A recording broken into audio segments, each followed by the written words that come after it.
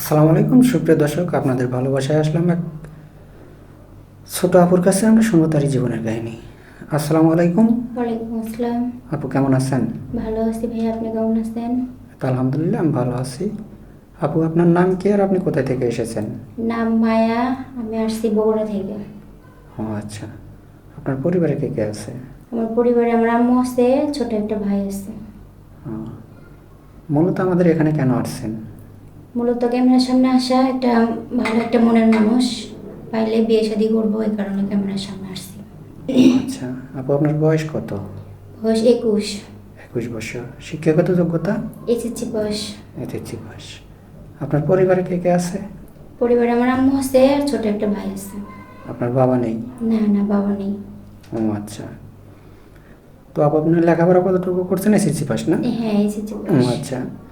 তো যাই হোক আপু, আপনি তো এর আগেও মনে হয় আসছিলেন আমাদের এখানে, তো এখনও কি কোনো সাড়া পাননি? না ভাইয়া, সারা পালে তো আর ক্যামেরার সামনে আর আসতাম না। সারা পাইনি বলে তো আবার আপনাদের মাঝে আসছি। ও আচ্ছা।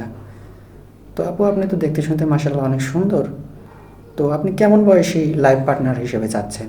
ভাইয়া বয়সটা যেরকম হোক না কেন, তো তার মনটা যেন ভালো থাকে, সে যেন আমাকে সারা জীবন ভালোবাসা দিয়ে আগলে রাখতে পারে। ও আচ্ছা, মানে বয়সে বেশি হলে কোনো সমস্যা না, নেই না? বয়স বেশি হলেও সমস্যা নেই। যদি তার ওয়াইফ থাকে বা বাচ্চা কাচ্চা আছে, তারপরে কি সে যদি বিয়ে শাদী করতে চায় আপনাকে, আপনি কি হ্যাঁ, করবেন? সে যদি আমার দায়িত্ব নিতে চায়, আমার ভালোবাসা দেয়, তাহলে সমস্যা নেই, তার বউ বাচ্চা দিও। ও আচ্ছা। তো যাই হোক, এখানে যে আসছেন রমজান মাস, আপনি রোজা রাখছেন? হ্যাঁ ভাইয়া, রোজা রাখছি। ও আচ্ছা। তো দেখা যায় যে অনেক দেশি বা প্রবাস থেকে আমাদের নক দেয়। দেখা যায় যে অনেক ভাই বলে যে ভাই আপনাদের এখান থেকে কোনো মেয়ের সাথে যোগাযোগ করতে গেলে ফোন চায়। তো আপনার কি ফোন আছে? না ভাইয়া, আমার ফোন নাই। আমার সাথে যদি আমার ভিডিও দেখে কারো যদি ভালো লাগে, যে আমাকে যদি পছন্দ করে, তো আমার সাথে যোগাযোগ রাখার জন্য তার একটা ফোনের ব্যবস্থা করে দিতে হবে। ও আচ্ছা। দেখা যায় যে অনেকে বলে যে ভাই আপনাদের এখানে অফিসের কোনো মেয়েকে একটা ফোনের ব্যবস্থা করে দিলে কিছু টাকা পয়সা নেওয়ার পর আর আর যোগাযোগ রাখে না, ব্লক করে দেয়। তো এরকম কি করবেন?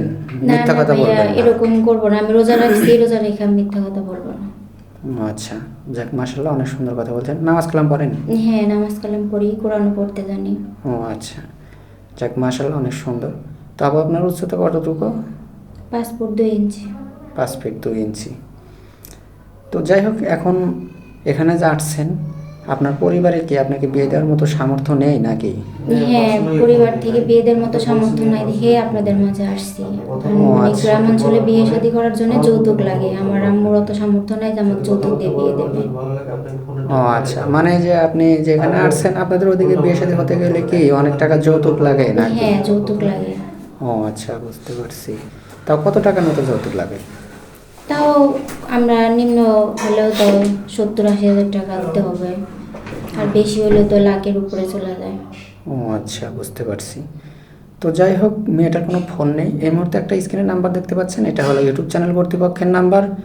কেউ অযথা ভিডিও কল দিবেন না বা অডিও কল দিবেন না। মেয়েটি পছন্দ হলে একটা স্ক্রিনশট মেরে ছবি পাঠিয়ে দিবেন, সাথে একটা ছোট্ট করে ভয়েস করবেন। আমাদের প্রতিনিধিরা আপনাদের সাথে মেয়েটাকে যোগাযোগ করে দেওয়ার ব্যবস্থা করে দিবে।